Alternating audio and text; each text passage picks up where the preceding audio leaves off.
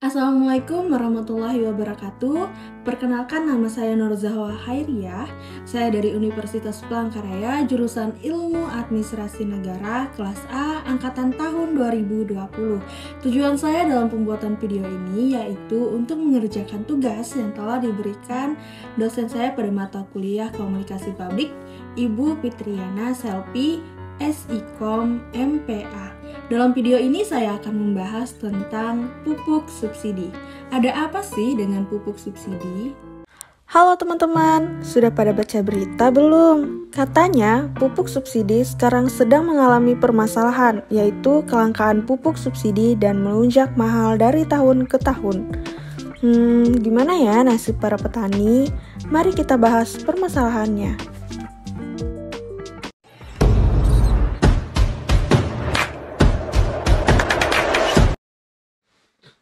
Hal ini dikatakan oleh Menteri Perdagangan Mendak Muhammad Lutfi yang mengatakan bahwa penyebab kelangkaan pupuk bersubsidi pada level petani dikarenakan naiknya harga bahan kimia di pasar internasional.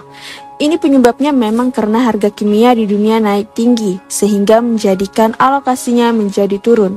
Dan ini menjadi penyebab kelangkaan dari pupuk bersubsidi di masyarakat, khususnya para pekerja petani. Akhir-akhir ini, para petani tanah air Indonesia tengah memasuki musim tanam padi periode pertama, April 2020, Maret 2021 hingga Desember 2022 tahun ini masih mengalami masalah. Dengan seiringnya masa tanam padi tersebut, tentu saja membuat kebutuhan pupuk bersubsidi untuk para petani semakin meningkat. Tapi sayangnya, tingkat pemenuhan kebutuhan pupuk bersubsidi saat ini justru menunjukkan ketersediaan yang sangat minim, sehingga cenderung terjadi kelangkaan pupuk subsidi di sejumlah daerah. Kelangkaan pupuk dan mahal juga terjadi karena dampak dari perang Rusia dan Ukraina, sehingga pemerintah akhirnya membatasi penyaluran pupuk subsidi di tahun 2022. Hal ini perlu dilakukan untuk mengatasi krisis energi dan krisis pangan yang terjadi. Pembatasan terhadap penyaluran pupuk subsidi tertuang di Peraturan Menteri Pertanian Permentan Nomor 10 Tahun 2022 tentang tata cara penebusan, alokasi serta harga eceran tertinggi pupuk bersubsidi sektor pertanian. Bukan hanya Indonesia yang mengalami dampak dari perang tersebut sehingga terjadi kelangkaan pupuk, namun juga seperti Meksiko yang juga mengalami kelangkaan pupuk. Menurut Budiono 1994, definisi singkat dari inflasi merupakan kecenderungan dari harga-harga dalam menaik secara umum serta terus-menerus. Syarat dengan adanya kecenderungan menaiki harga-harga dikarenakan seperti misalnya musiman, menjelang hari raya, bencana, politik, dan sebagainya. Sedangkan menurut Novirin 1987, inflasi adalah proses kenaikan harga-harga umum barang-barang secara terus-menerus, sehingga apabila kenaikan barang dalam secara sementara dianggap tidak sebagai inflasi. Definisi tersebut dapat memberikan makna bahwa kenaikan barang tertentu atau kenaikan harga yang mempunyai dampak secara meluas terhadap kenaikan harga-harga secara umum yang disebabkan oleh peristiwa tertentu, seperti misalnya terjadi kekacauan dalam ekonomi dan politik, sehingga dapat disebut sebagai inflasi. Inflasi juga bisa dimaknai sebagai peningkatan jumlah uang yang beredar sebagai penyebab naiknya harga-harga. Jadi, secara garis besar bahwa teori yang membahas inflasi dapat dibagi 3 kelompok mengenai inflasi, yang mana masing-masing menyoroti aspek-aspek tertentu dalam inflasi dan masing-masing sehingga bukan teori inflasi yang lengkap, serta mencangkup semua aspek penting dari semua kenaikan harga ini. Budiono 1985. Permasalahan terhadap kelangkaan pupuk subsidi yaitu persoalan yang klasik selalu terjadi.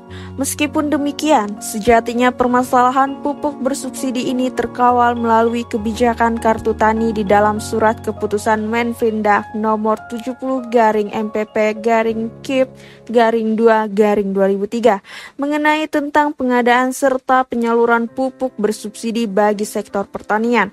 Tepat di pasal 1 peraturan tersebut dijelaskan bahwa pupuk bersubsidi yaitu pengadaan dan penyaluran didapatkan subsidi dari pemerintah untuk kebutuhan petani sehingga dilaksanakan atas dasar program pemerintah.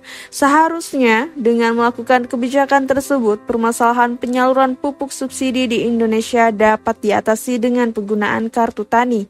Sebenarnya, dengan adanya perubahan pola distribusi pupuk subsidi dari manual lalu ke kartu tani, diharapkan dapat membuat distribusi pupuk subsidi semakin tepat sasaran. Tapi sayangnya, sehingga sekarang kelangkaan pupuk subsidi di Indonesia masih terjadi. Fakta yang jelas dapat dibuktikan dari banyaknya pengaduan dari para pekerja petani, baik secara resmi hingga informal, mengenai penyaluran pupuk bersubsidi melalui kartu tani. Dengan adanya kartu tani ini bukan menjadi solusi untuk pemerataan pembagian pupuk bersubsidi bagi para pekerja petani. Apa teman-teman sudah tahu apa itu pupuk subsidi? Jadi, pupuk bersubsidi adalah pupuk yang pengadaan dan penyalurannya menjadi subsidi dari pemerintah untuk kebutuhan petani yang dilaksanakan atas dasar program pemerintah. Pupuk bersubsidi sebenarnya bukan bantuan yang diberikan secara cuma-cuma atau gratis, melainkan tetap dibeli dan dibayar. Lalu, apa sih dampak dari kelangkaan pupuk bersubsidi? Dampak kelangkaan pupuk bersubsidi yang dirasakan para pekerja petani yaitu turunnya keuntungan atau pendapatan bagi para petani, mempengaruhi produksi hasil petani, tidak tepatnya dosis penggunaan pupuk, tidak tepatnya waktu dalam pemupukan, serta tidak tepatnya penggunaan jenis pupuk SP 36 dan ZA. Mungkin dengan adanya permasalahan mengenai kelangkaan pupuk bersubsidi, saya memberi sedikit saran atau solusi untuk menangani masalah ini, baik bagi para pekerja petani maupun untuk pemerintah. Bagi para pekerja petani, diharapkan untuk kelompok petani diusahakan jangan berhenti melakukan kegiatan sosialisasi kepada para anggotanya sehingga mampu mencakup kebutuhan pupuk bersubsidi sehingga anggotanya merasakan lebih sejahtera, dan juga diharapkan bagi para petani dapat meningkatkan skill keterampilan dalam memperoleh informasi yang sudah diberikan pengurus agar meningkatkan produksi yang mana berimplikasi terhadap pendapatan. Dan untuk pemerintah, diharapkan pemerintah harus selalu menjaga sistem pengawasan yang mana sudah diterapkan demi keamanan di dalam pendistribusian pupuk bersubsidi. Pemerintah juga disarankan untuk selalu berusaha dalam mendukung serta memperhatikan petani padi sawah dalam hal kebijakan pupuk bersubsidi, seperti melalui penyaluran pupuk bersubsidi yang tepat pada sasarannya untuk para petani. Dari permasalahan ini dapat disimpulkan bahwa apabila persoalan kelangkaan pupuk subsidi ini selalu terjadi dari tahun ke tahun, maka akan menyebabkan terjadinya perbedaan pendapatan antara petani pengguna pupuk yang bersubsidi dan non-subsidi.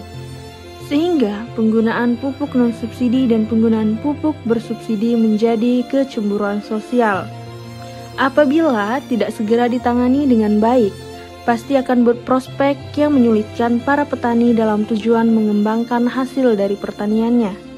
Bukan hanya itu, jika kelangkaan pupuk bersubsidi terus berlangsung lama, maka akan menyebabkan berpotensi membawa dampak yang buruk bagi para petani, terutama dampak yang sangat fatal bagi petani karena harus mengalami kegagalan panen. Semoga untuk tahun kedepannya permasalahan ini segera diatasi pemerintah agar dapat lebih ketat lagi dalam pengawasan mengenai pupuk bersubsidi. Dengan adanya kartu tani diharapkan para petani yang sesungguhnya mendapatkan hak yang sebenarnya sehingga tidak terjadi ketidaktepat sasaran dalam pupuk bersubsidi. Adanya perang antara Ukraina-Rusia juga dapat dijadikan pembelajaran bagi pemerintah maupun kita semua untuk lebih pandai mengelola kekayaan alam sendiri, karena dengan adanya masalah politik tentu mengancam ekonomi negara lain yang bergantungan.